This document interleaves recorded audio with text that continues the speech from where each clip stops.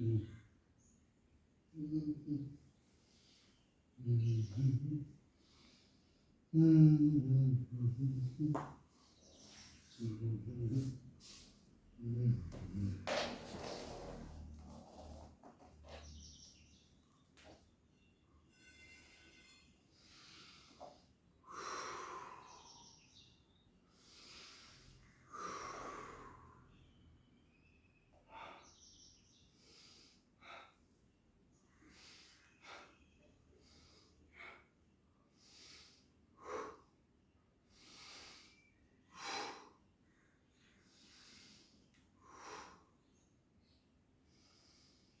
Mm. Oh.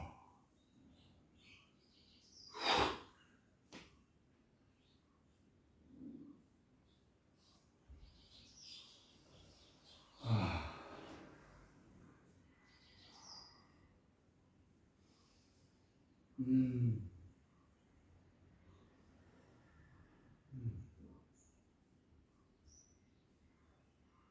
Mm.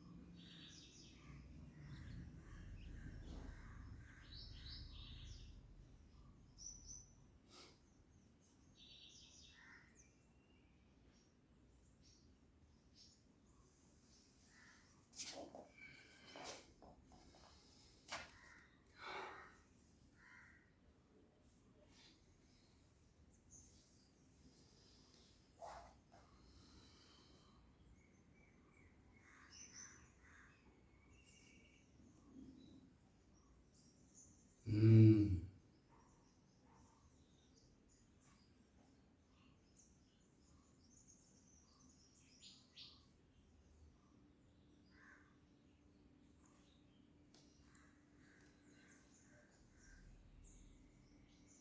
I remember early on, as um, in my journey as a dancer,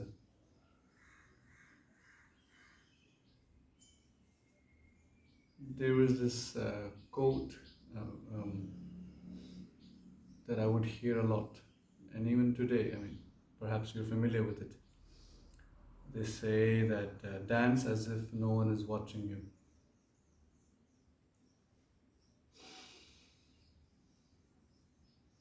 And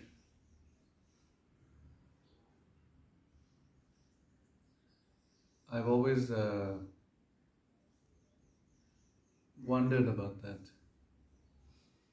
Um, I mean, I see the place for that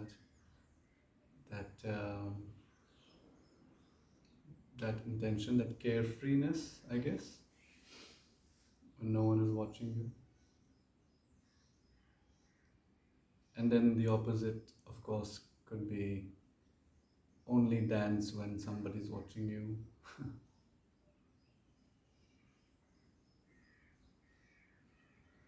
And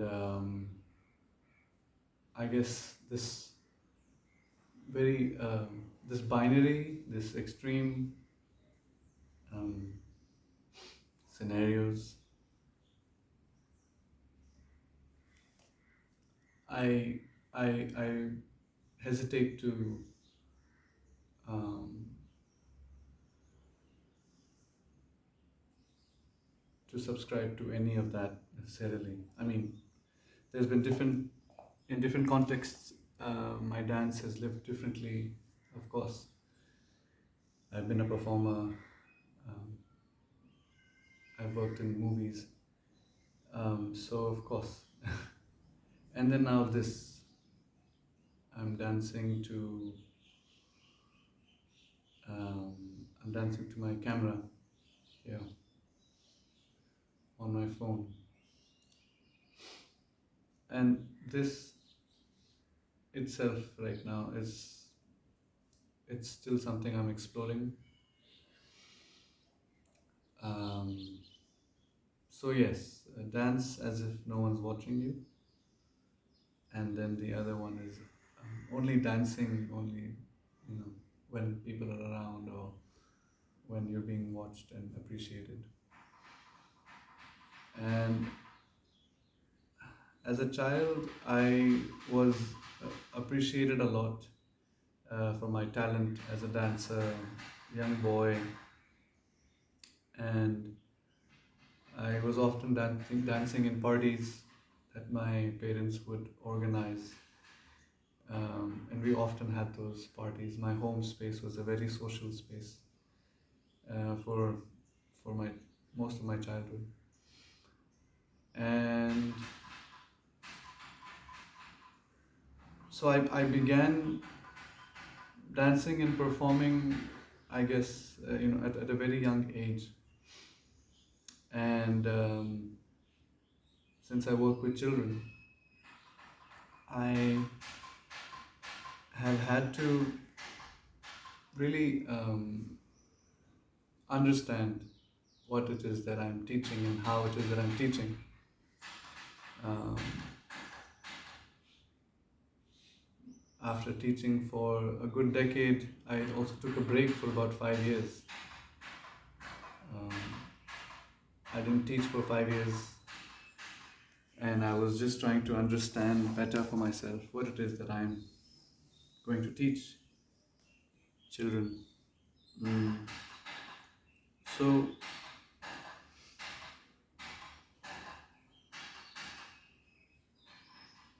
now I feel like I'm at a place where I want to be okay with dancing, um, even though everyone is watching me, but still dancing like I'm dancing from an authentic place within me. So it's not for um, anything outside of me. I mean, the intention is to connect to myself and to be with myself and to express myself,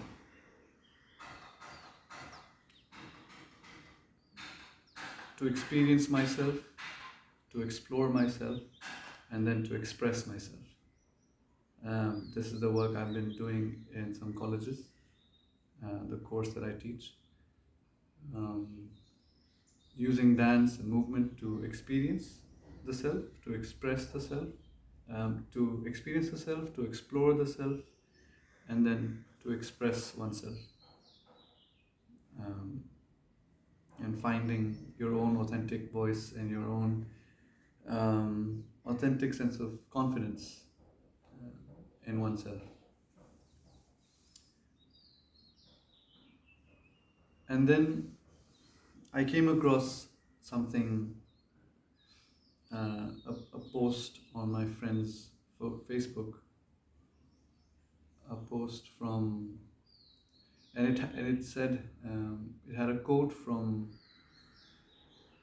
a Native American Hopi elder, the white eagle, and it said, the words really mm, resonated deeply with me, and I'd like to share that with you here. I think it's very important, especially in today's times, um, how we choose to be as individuals, so that we can show up in this world in the way that is authentic to us. It's good for us, and of course, it's what the world also needs. And it may sound very radical, um, but it is important. So I'm going to share this quote with you.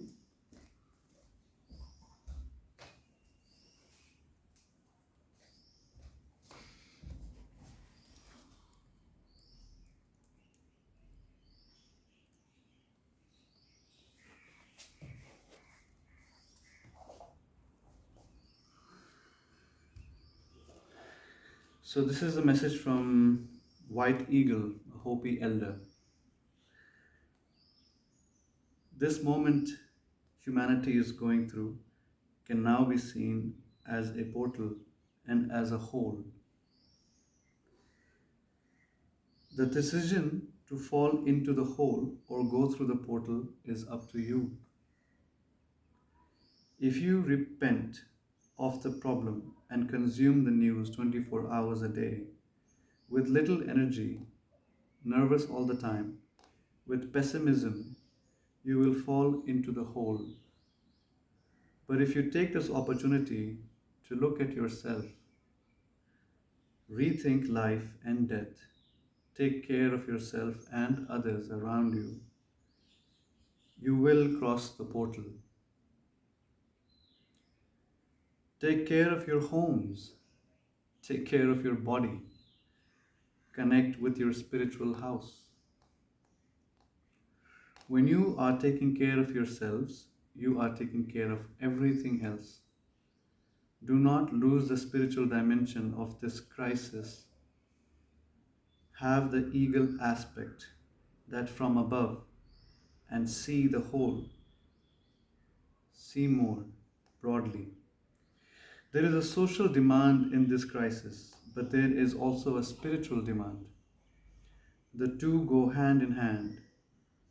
Without the social dimension, we fall into fanaticism. But without the spiritual dimension, we fall into pessimism and lack of meaning. You were prepared to go through this crisis. Take your toolbox and use all the tools available to you. Learn about resistance of the indigenous and African peoples. We have always been and continue to be exterminated.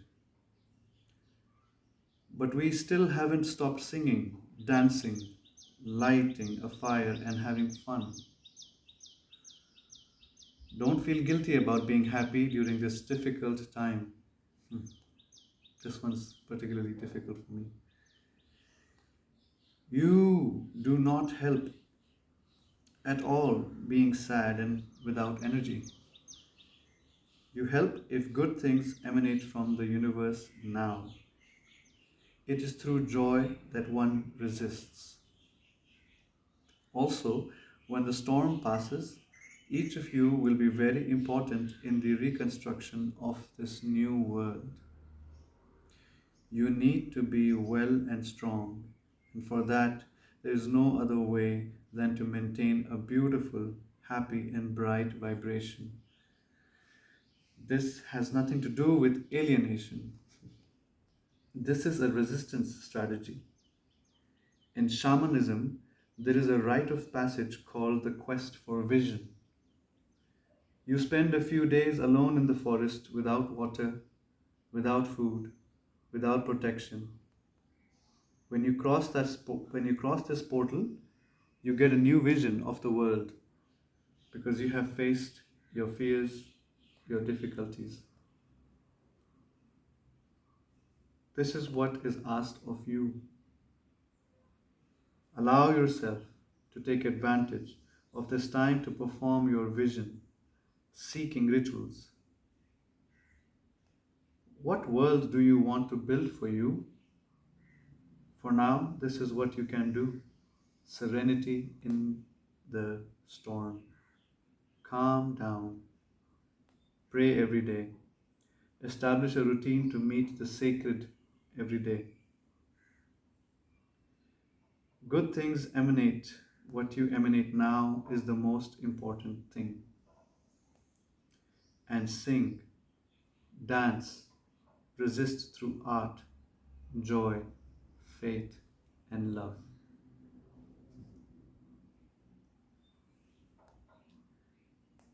Resist, be reborn.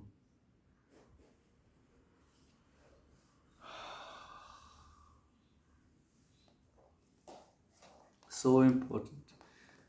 It was so important for me to read this message timeless message from this Hopi elder.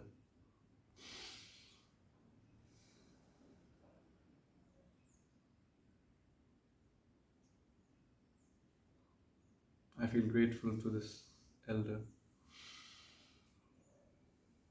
Something that I, and maybe you as well, have missed: having elders, wise elders, who can hold us in these times.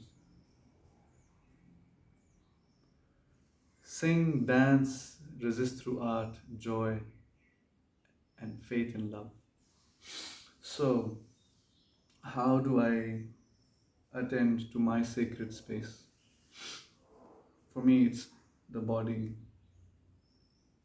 and my expression, the body's expression, my voice, the sacred within me, my soul. How do I attend to that? uh, this channel, this videos is one way for me to do that in this phase of life that I am right now, being a father to a toddler and my second child arriving soon, being a husband to a pregnant wife, and preparing.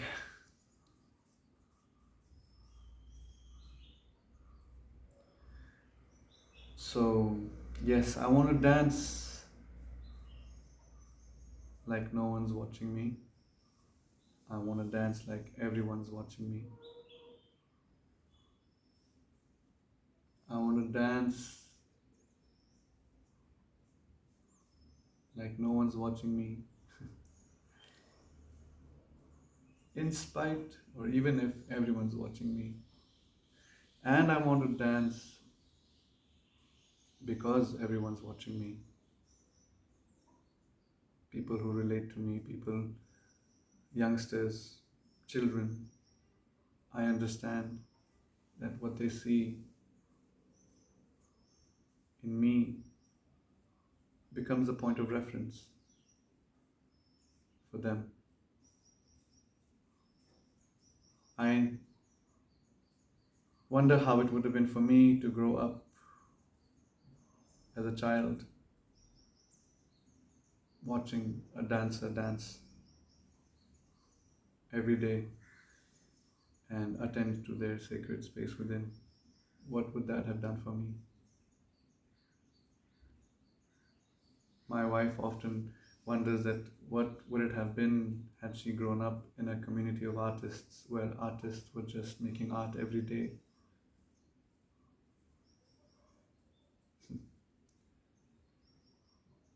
It would have been a norm, a way of life, and not something that we do we have to take time out, or we have to become specialists, or we only see art in exhibitions and theaters and stages. How do we integrate dance, art, music, movement, rituals, prayers, ceremonies into our daily life? Especially right now when there's so much happening in our country here, India, and in the US and Europe. There's a lot on fire.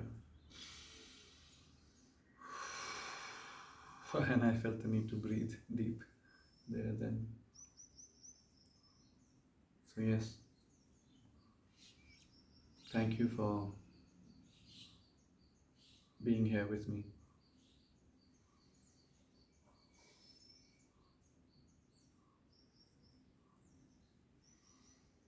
I hope that through this medium, we can all together explore and find our own dance, our own sacred space, our own celebration of ourselves in togetherness and in one's own soul space, and free ourselves and express and experience and explore ourselves through movement, through dance, through art, and through exchange. Please let me know how you feel, your thoughts, your observations, and your questions if you have any for me. I will be happy to exchange my thoughts, my feelings, my observations, and questions if I have. Thank you again.